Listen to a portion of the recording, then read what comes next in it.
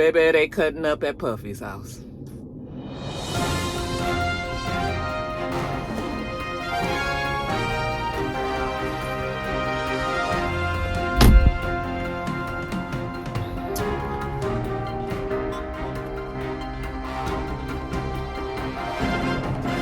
Hey, what's up, Roxstars? It's Rox, and just like I promised yesterday in the top of the blogs today, the first one, I told you that we were going to do a deep dive into the court documents of this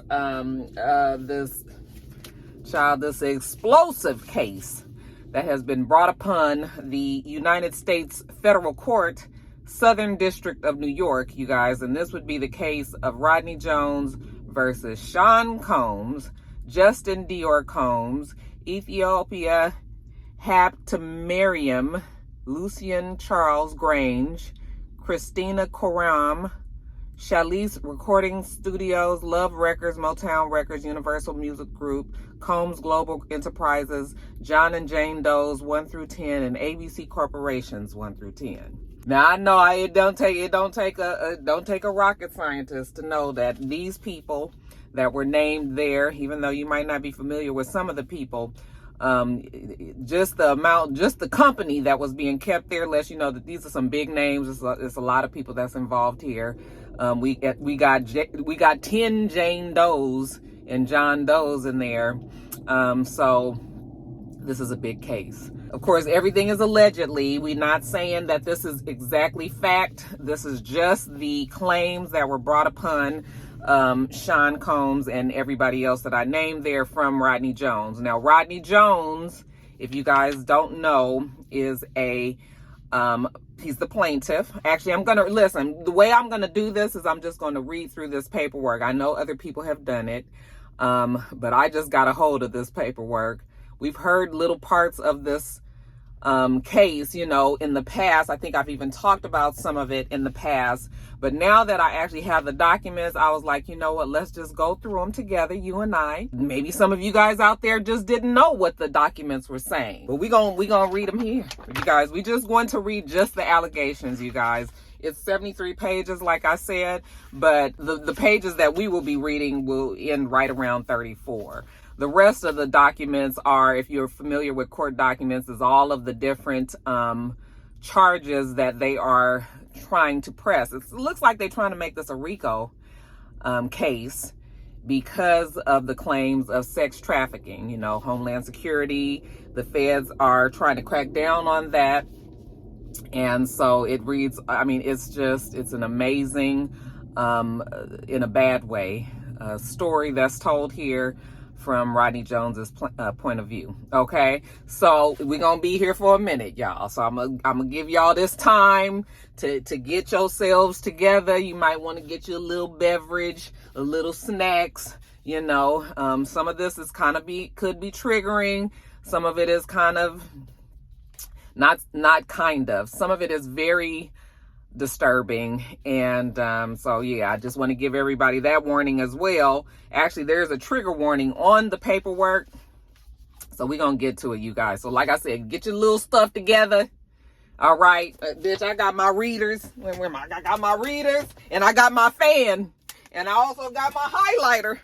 Bitch, I mean business. Okay, so yeah, get y'all stuff together and let's get to it. All right, you guys, so like I said, this is a lot of documents. It's like 173 lines that I'm going to be reading. So I'm going to try to edit this as tightly as I can and cut out a lot of dead space so you don't be here just forever. And I'm going to try to get through this, and I'll add my little comments as we go. At the beginning of the paperwork, it says, trigger warning. This document contains highly graphic information of a sexual nature, including sexual assault. Additionally, there are graphic images of the aftermath of a shooting, redacted images of sexual intercourse, redacted images of minors, sex workers, and prostitutes, details of sex trafficking, and the illegal distribution of guns and drugs. Now, like I said, this is brought upon the people that I named from plaintiff Rodney Little Rod Jones, and he alleges, as for his complaint against defendant Sean Combs and all of the people that I named earlier, it talks about jurisdiction and venue. Okay, then it lists all of the parties and what they do. Okay, plaintiff Rodney Jones is an American artist and music producer. He resides in the state of New York and California. Okay, defendant Sean Combs is a rapper and record executive popularly known by his stage names Puff Daddy, Puffy, P. Diddy, Diddy, Brother Love, or Love. Mr. Combs came to fame in the early 1990s with his record label Bad Boy Records. He rose to prominence in the music and entertainment industry over the decades and is regularly referred to as a hip-hop mogul. Okay, and then they give his address. I'm not going to put it on here because I don't want to get caught up. I have a feeling that YouTube might flag this video. And so I don't want to get, that happened with me with the escape video when I was talking about the shit with Latasha and her sister. So I don't want that. So I don't want them problems today. So yeah, you guys can look it up in the paperwork though. So then it has all of the list of the defendants and pictures of them. First, we have a picture of Sean Combs. We have another picture. The next person is Justin Combs. Okay, and let me also correct myself. Yesterday on my Instagram, I was talking about, you know, the kids being involved. It's not the kids, plural. It's just one child of his, Justin Combs, which is his oldest child with Misa Hilton. I know that Misa is pissed the fuck off. I know she is embarrassed. I know she is disappointed. I know just to hear that, even if you don't believe that your child did that, just the fact that somebody is accusing your child of that, you know, that, I know she has a lot to say. We have also Lucian Charles Grange. He's the CEO of Universal Music Group. Defendant Ethiopia Haptermariam is the former CEO of Motown Records and the parent company of Love Records. Then we have Christina Coram.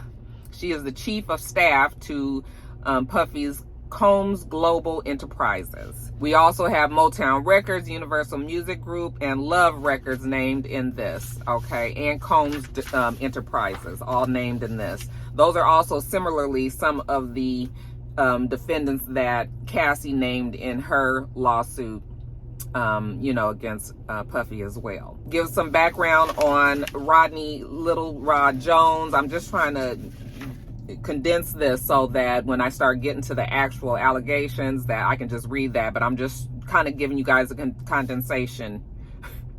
Condensing, not condensation, child. I'm condensing it down. So Rodney Little Rod Jones Jr. is from Chi-Town. He was born and raised in Chicago, Illinois, and he started playing musical instruments like at the age of 5. He played in church and all of that. He's taught himself to play 13 different instruments. By at least Mr. Jones's own account, he is considered a musical prodigy. Okay, and his talents have led him to produce and create commercial marketplace for music that has been recorded by some of the most prestigious and highly acclaimed artists in the music industry. So I think it's safe to say that Mr. Jones, even though we may not know who he is very active in the music world, hip-hop world, R&B world, and that he even some gospel music that he's done during the duration of his career. He's worked with Georgia Mass Choir, Donald Lawrence, the Clark Sisters, and Smokey Norfolk. Okay, now see, when you start reading through here and you start seeing all these names that's thrown in there, when you are just listening to it, and when you are just listening to or just reading like a little blurb on a blog, you know, and you see that these names are thrown out there, it makes you feel like maybe they were involved in the case, but that's not what it was. He has worked with them, so they have ended up in these documents, but they're not attached to any of the things that Puffy did. But just the fact that their names are in here, I'm sure they hate the fact that their names are in there. But they're not being accused of anything. I want to make that clear. He says that his life has been detrimentally impacted ever since he started working on the Love album, Off the Grid, back in August of 2022 is when he started working on that. Apparently, Puffy had asked that he produce several songs on the album. All right, you guys, so this is the summary of events. And at first, I was going to read this like word for word, but it is so much to say. And in the interest of time, what I think I'm going to do is I am going to just try to point out the important things, but I'm just going to summarize what the summary of these events are. So from September 2022 to November 2023, Mr. Jones produced 9 songs on Puffy's Love album. Okay, he lived with him for months at a time, spending birthdays, holidays, and missing many family major events because he was working there. He lived in with Puffy in Los Angeles, in New York City, and also in Miami, Florida. Apparently, Puffy had him recording him constantly. You know how a lot of these entertainers like to document themselves like every day. You know, the camera people follow them every day, so they always have footage. He said that he has hundreds of hours of footage and audio recordings of Mr.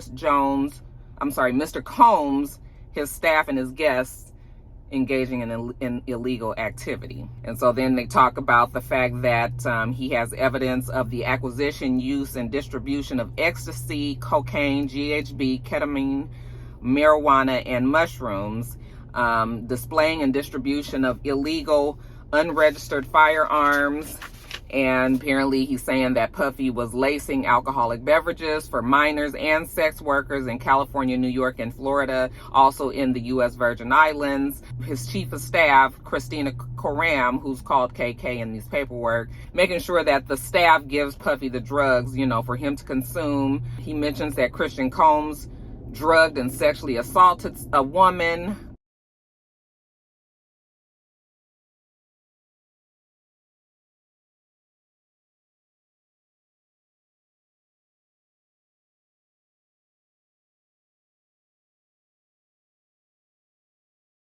And then they talk about also, this is probably how TD Jakes got pulled into everything, but they talk about how Puffy had decided that his image had taken a blow after the Cassie situation, so he was going to make himself get chummy with TD Jakes so that would kind of soften his image and make people not think, you know, he's hanging with TD Jakes and TD Jakes is with him, so that, you know, maybe he's not that bad.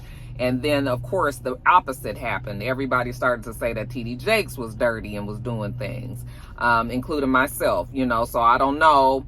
TD Jakes hasn't been accused of anything in this paperwork other than being friends with Puffy and possibly being used by Puffy to make his image look better. They talk about Young Miami and her cousin that were at the house. We're going to talk about that in a second. But sexually assaulting Mr. Jones, Cuba Gooding Jr., sexually harassing and assaulting Mr. Jones.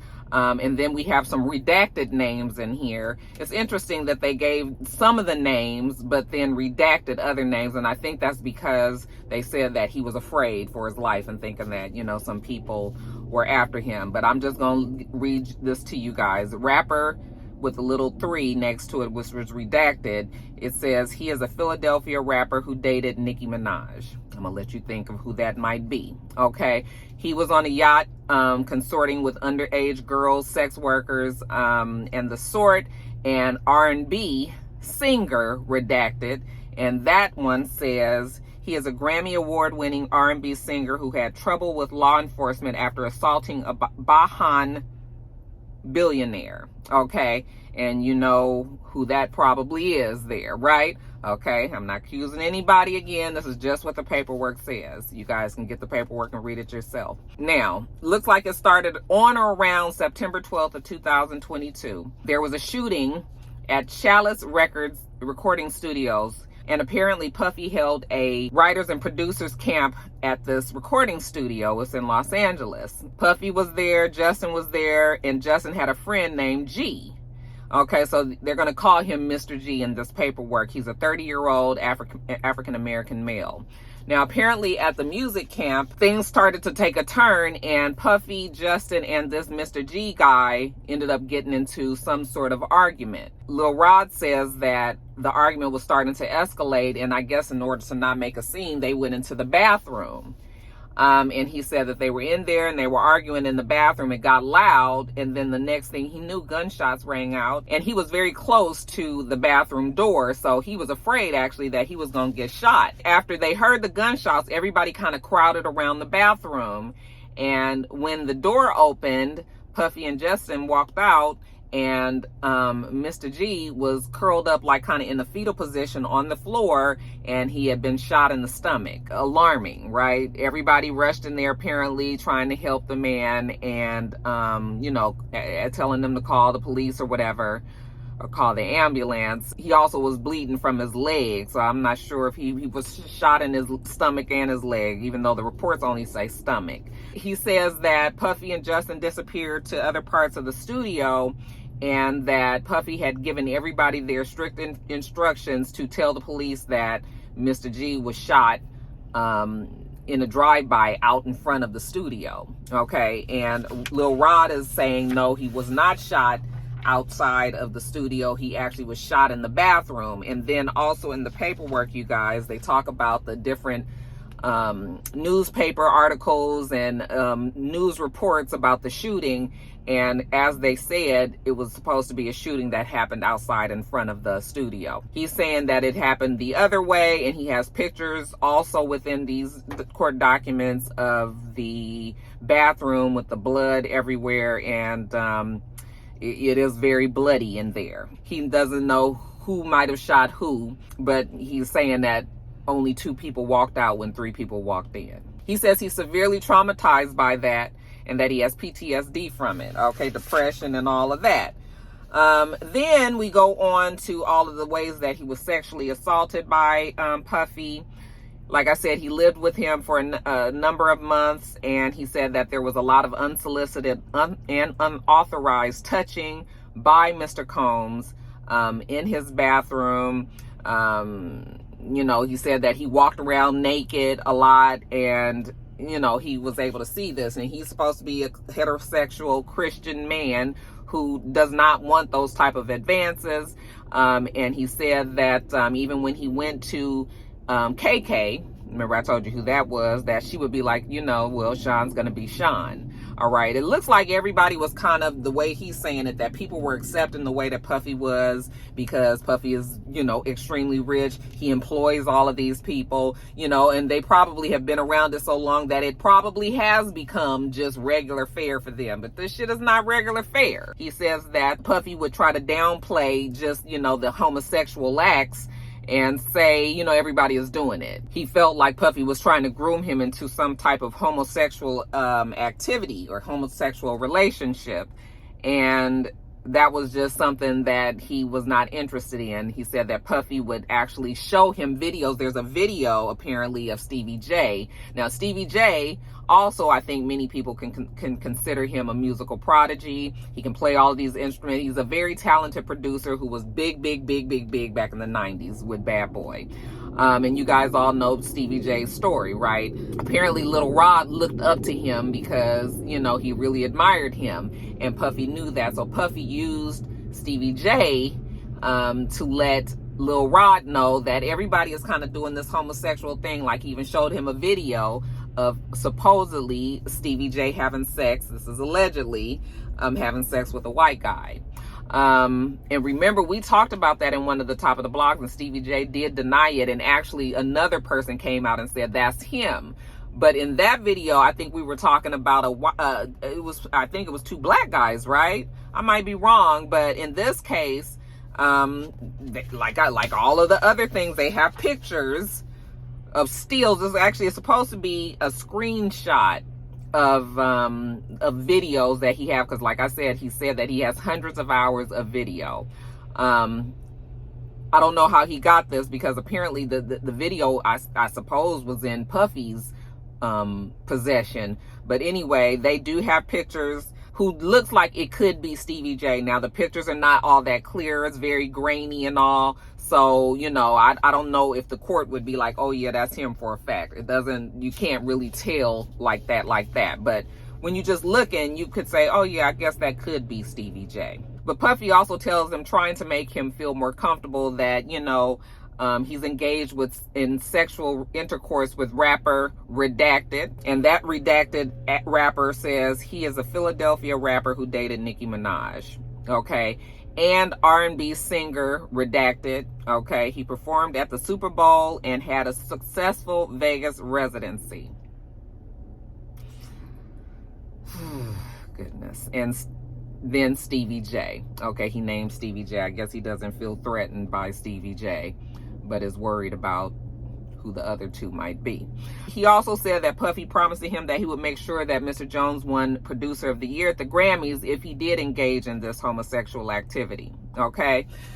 Oh, goodness gracious, goodness gracious. Now, they also talk about an instance when Young Miami and her cousin came over for Thanksgiving, and I guess the cousin was tasked to be the entertainment for Little Rod. Okay, she was coming on to him. He said he went to the bathroom. She came in the bathroom with him. You know, she tried to give him a blowjob. She was trying to touch on him. She taken off her clothes. He didn't want it, you know, and they had a couple of instances of him trying to get away from the cousin. We don't have them kind of pictures or anything, but we do see pictures of Young Miami and her female cousin, who he's claiming sexually assaulted him on Thanksgiving Day. The pictures look innocent enough. I will say that it doesn't look like, you know, it's not like we can see anything that he's claimed happening in these pictures. And then he talks about, you guys, him being forced to solicit sex workers and perform sexual acts on Puffy and maybe some of his guests, you know, and also to bring prostitutes to the different locations that they're going to be in, including in Miami, Florida. All right. And so they have pictures of some girls that they used to, you know, take and bring in. He said that a lot of times he felt like he might have been drugged by Puffy because he would wake up and he would be naked and he'd be in the bed with, you know, a sex worker or two and maybe even Puffy. And he just knows that maybe he was like drugged. He said he was walking around the house aimless, not knowing what the hell is going on. And so it goes on to talk about these different situations. But he does mention in here that Puffy was doing coke with Young Miami, which is not super surprising. Like the coke allegations, I don't know if that's surprising to me. In Hollywood, it feels like a lot of people do coke. You know, now we see that Young Miami has been pulled into this. Man, I just was like, God, did this girl get caught up? We know that she fancies herself a city girl. That's the name of her group. And, you know, it's all about getting what you can out of men the best way you can. The money, the fame, the glory, the all of that. And it was just like, girl, did you really just completely ignore what you know to be right, you know, to be involved with Puffy? And the fact that as long as you, now, let me say, in the paperwork, it doesn't say anything about Young Miami being the one that provides him the drugs. I know they're talking about this ecstasy and coke that Puffy, you know, liked. But it doesn't say anything about her being the one that's taking this stuff to him. I've seen that in the blogs. I tried to find it in this paperwork. I may be wrong, but I did read through it and I didn't see anything where it was saying that. So I don't know where Daphne Joy and Young Miami has been the ones that have been coined to say that those are the ones that were the sex workers or providing him with the sex workers or providing with him with the drugs or anything like that.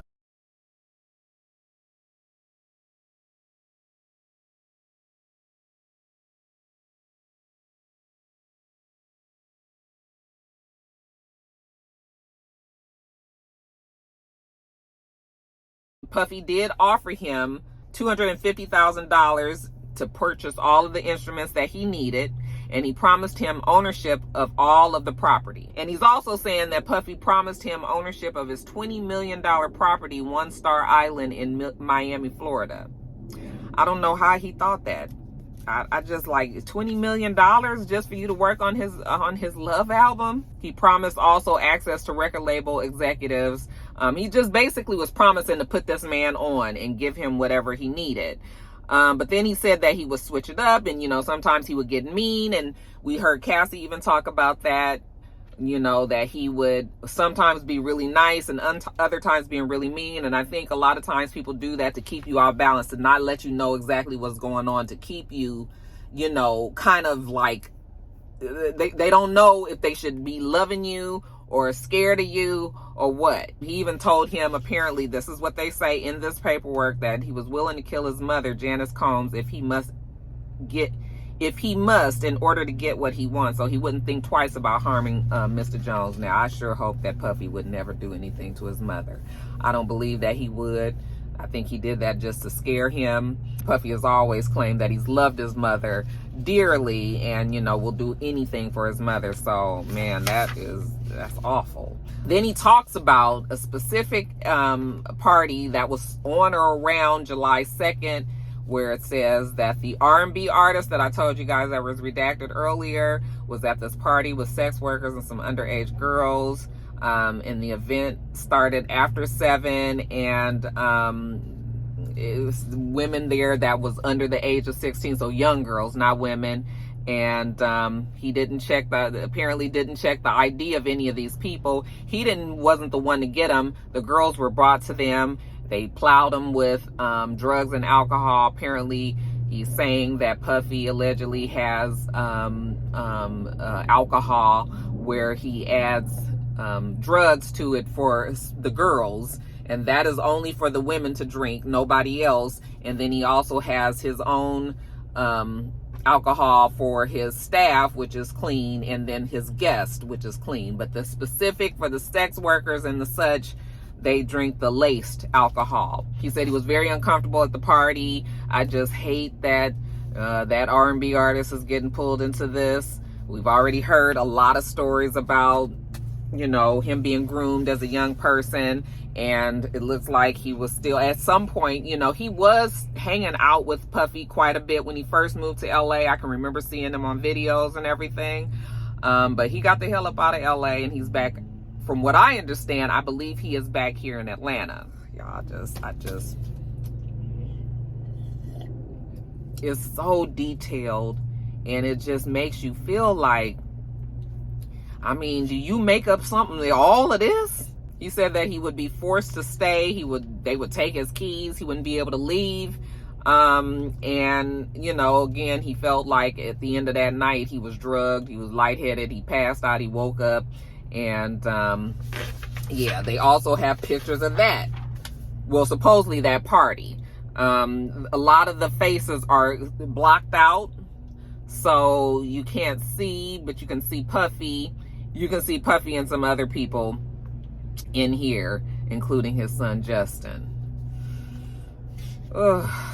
He talks about Puffy trying to push him off on Cuba Gooding Jr., and you guys know, we know about Cuba Gooding Jr.'s, you know, all of the accusations against him in the past, sexually assaulting women. We've even seen Cuba Gooding Jr. in action. Remember that video of him kissing that girl when he was up standing dancing on that bar, and he was doing the most? I think everybody would probably agree that Cuba, you know, he decides that he gonna have a good time at any cost. And a lot of people probably don't like his advances. Okay, including this Lil Rod guy. They have pictures of him talking to Lil Rod, pictures of him like right up on him with his arm around him, talking to him very closely.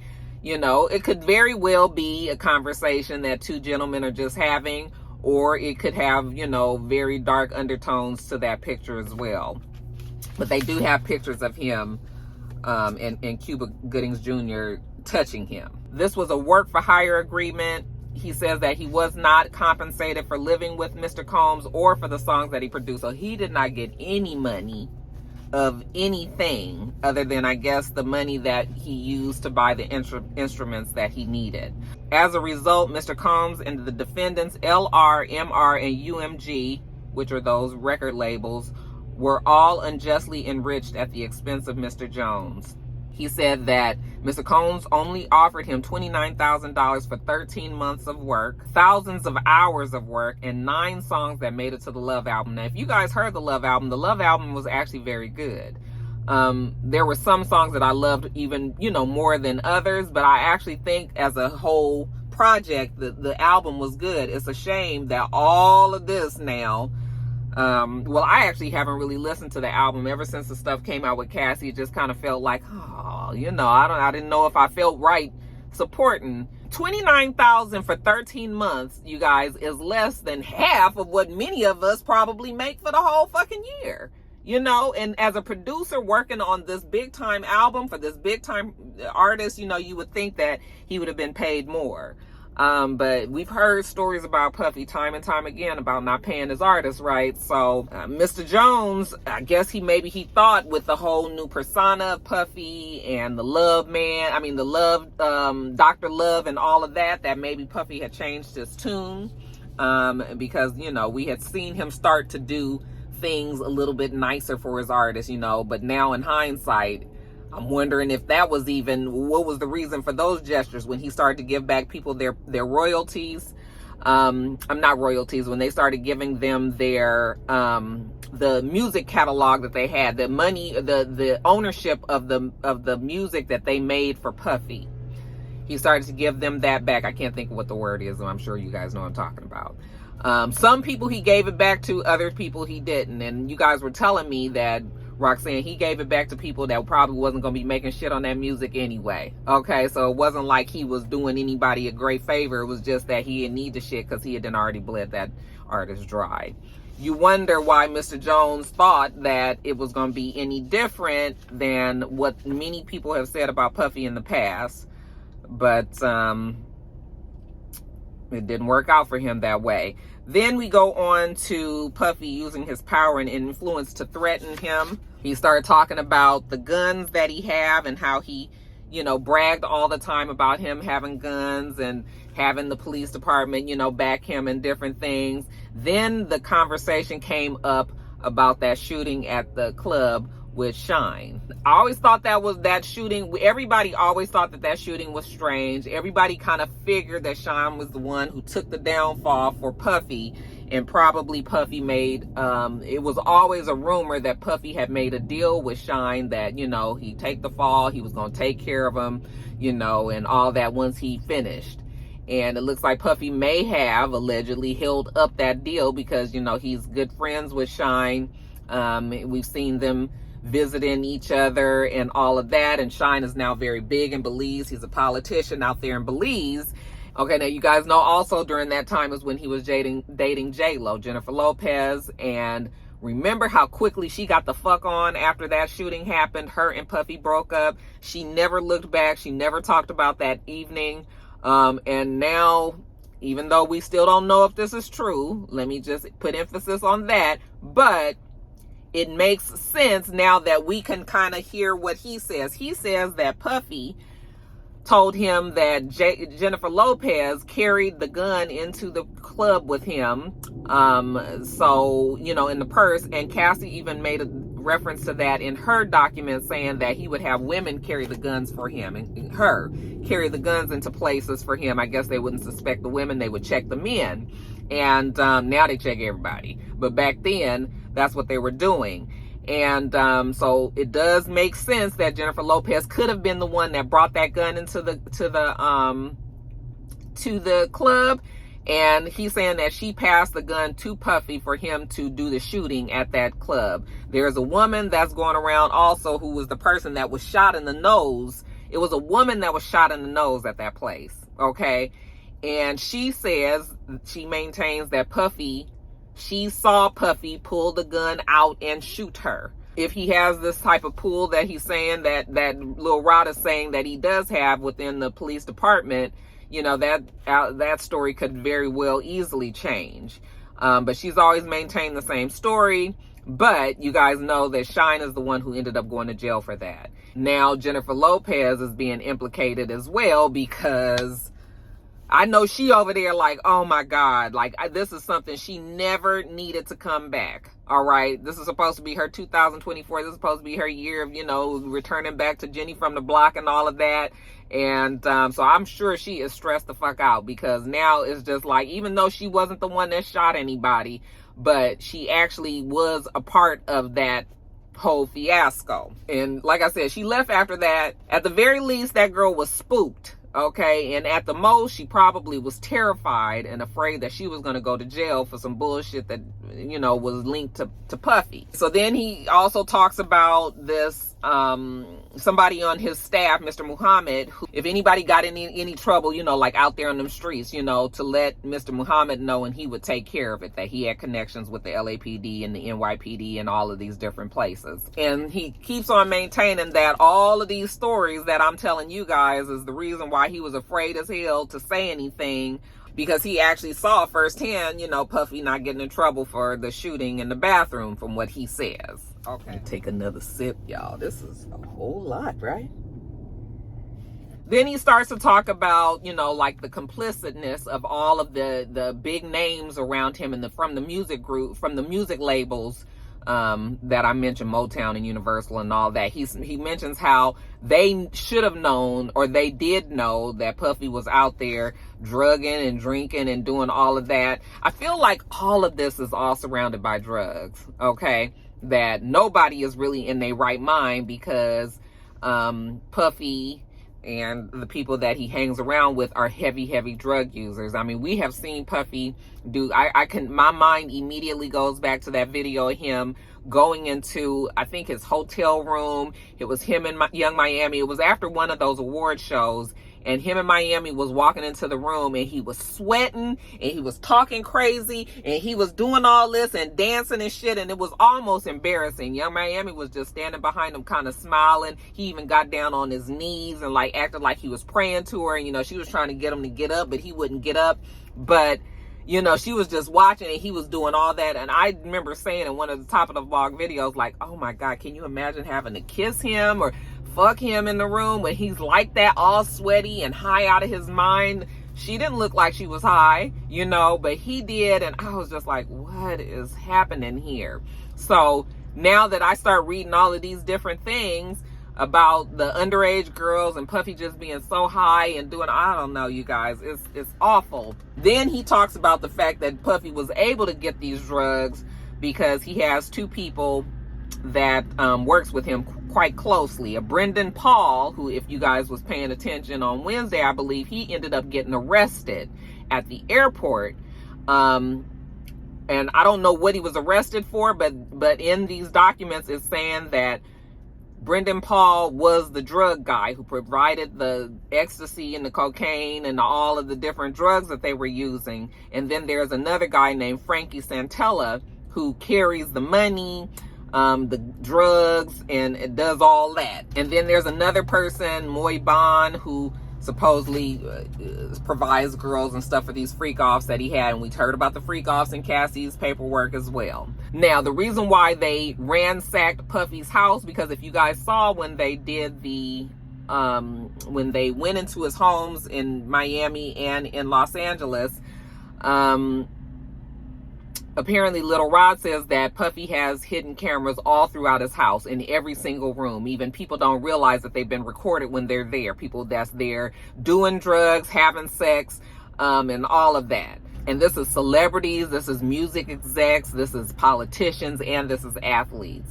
So Puffy probably has all this video because he would have to use that as leverage for, you know, getting somebody to do what he wants them to do, just in case. Line number 170 says, upon information and belief, due to this treasure trove of evidence he has in his possession, Mr. Combs believes that he is above the law and untouchable.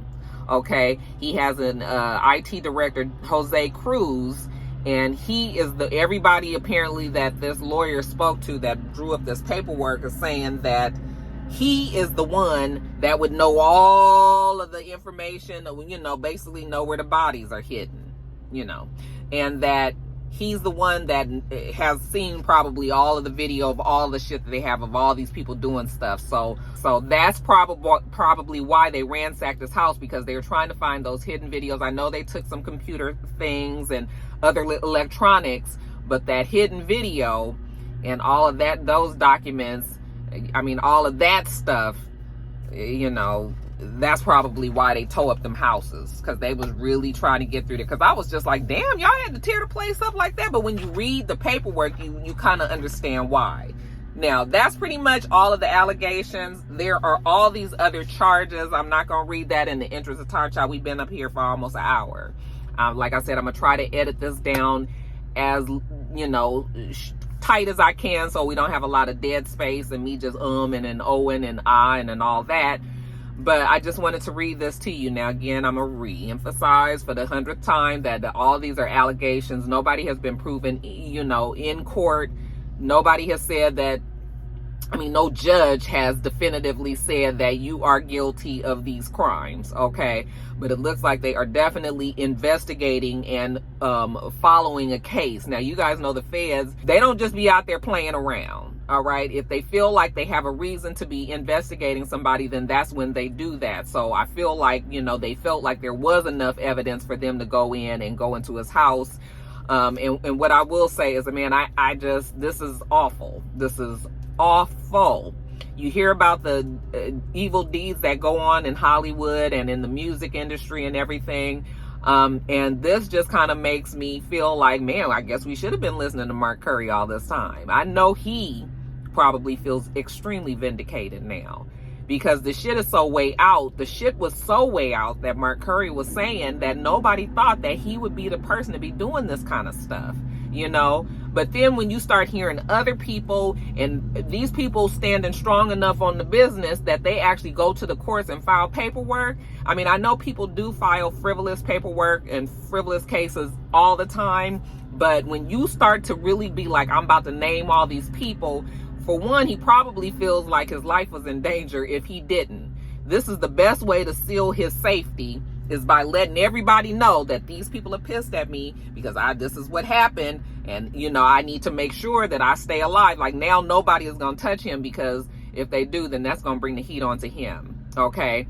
So, it's just, you guys, I'm just like, I remember I used to say that I always wanted to go to a Puffy party because they looked like they were so much fun and everything. And although I'm sure that at his parties, all this wasn't going on just right out in the open, all right, because I sure would hate to think that, because I can think of many women that I really do admire being at his parties, okay? So I would like to think that this is just for that very dark crowd, the after hours, once all of the fun people, the stars and all that go home, then we go to this part. I would surely hope that some of our faves don't get caught up in this shit too, okay? Because like I said, it's supposed to be all of this video of, hidden cameras of people being there and folks feeling like, they're safe enough to do whatever they want to do. So I'm not going to name no names, but I'm sure you guys can think back about some of his parties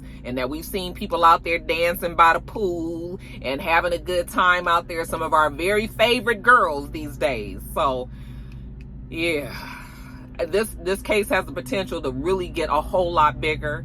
And that's the reason why I said yesterday that I know that there are a lot of people that are lawyering up, okay? Just to be on the safe side, but also because they may eventually get called to the carpet. I know that J-Lo is shaking in her fucking boots right now, okay? And some other people too, but shout out, that's it. That's it. I just wanted to make sure that I let the people, the Roxstars, know what's going on. There are many other YouTubers that are doing an extremely great job of staying on top of this. You guys know that there are YouTubers that really do delve into the courts, the paperwork of all of these high profile cases. And so you guys, if you really want to follow all this, because I'm not going to be one of those ones that continue on about this case to that extent, but we'll continue to talk about it on top of the blogs. But yeah, if you want to do that full deep dive, these people that really do research and get into the whole thing, then you should follow them and watch their videos as well, okay? And that is it. That is it. Yeah, so I guess this is the top of the blogs extra. And hopefully YouTube don't flag it, because I feel at this point everybody is talking about it. So hopefully we gonna be safe on this, you guys. Maybe y'all just might want to just be be a little easy in them comments. You guys can definitely say how you feel about everything, but maybe you can come up with words that can kind of substitute for other words so that I don't get flagged, about some of these words that are considered like bad words on YouTube. But you guys do what you do. I'm not going to tell anybody how they should comment. Okay, if you feel a way, then you should comment on it. And again, all of these things are alleged. I just hope, his son, all these people. But you know what? If you do the crime, you have to pay the time. Like, you cannot be out there acting like this. And now I'm starting to just think about all of the things that we've said. I remember everybody feeling like Suge was just this, and Suge was pretty awful, you know, and terrorizing. But I remember saying in one of my videos, like, Puffy is not that guy that's out there on them streets like that. Like Puffy, you know, people trying to say Puffy did this and that and the other. Remember we was talking about the Tupac case and that guy that was saying that Puffy was doing all of this. And I'm not the Tupac case, but the guy that they ended up arresting and saying that he was the one that was involved with the shooting of Tupac, not necessarily the one that pulled the trigger, because it was supposed to be his cousin, I believe. But remember when we were talking about that, and I was like, Puffy ain't that nigga. You know, he might have been like a music nigga out there in the streets and all, but he wasn't like gangster affiliated and doing all of that. And then it's like, girl, you was up here talking about shit you just absolutely didn't know nothing about. Like, that's the thing about these videos, you know, when we be talking sometimes, maybe just for me, I guess I can be very naive about people sometimes. I give people the benefit of the doubt, and I just don't, you know, I just don't imagine people acting and behaving this way. I try to see the good in people, and I just be like, what the fuck? Like, it's so easy to not be mean and evil. Like, what is that? But I think it's drugs a lot. I think that is drugs a lot. Drugs will definitely have you just completely out your mind and thinking very differently than the way that you should be. But it feels even more than that. It feels like a deeper inner sense of evil. Okay? A very dark soul, and I just can't believe that people are actually like that. But I also have told you guys that the richer you get, you know, you don't get to being almost a damn billionaire being a nice guy. Even though I would like to think our billionaires, your Oprah and your Tyler Perrys and all of that, the ones, the black ones, and even your Rihannas, I would like to think that they haven't went to these type of, you know, these type of ways that Puffy has. But I know you can't get to that place without having a little bit of dirt in you, okay? And maybe even more than a little bit. So that's all I'm gonna say, y'all. But I tell you, that shit is alarming. Oh my goodness. I would be so afraid to be in the music industry right now. You hear people that be like, this shit is just way too much in the music industry. Like, it ain't worth it. And you never really knew what they was talking about. But then you start thinking about all these other artists that kind of just withdrew from the industry, had immense talent and all of that, but they withdrew. Never really told you what was what. But this is definitely a peek, at least, into what happens behind closed doors in the music industry. All right, so yeah, that's it, y'all. I'm gonna get on off of here. I'm gonna get this edited, right? And I'm gonna put it up there for y'all. And y'all say how you feel about it. Make sure that you thumbs up this video. Thumbs up the video, you guys, a like. I don't ask for likes and stuff, but yeah, I think those things probably are important. So I'm trying to get my numbers up, y'all. So thumbs up the video and comment, subscribe if you haven't already. This is the channel. It's Rox. I'm Roxanne. Okay, everything else I do will be in the bottom bar. All right. So I hope that you have a wonderful, wonderful rest of your day. And I plan on doing the same. Until next time, Roxstars. Bye.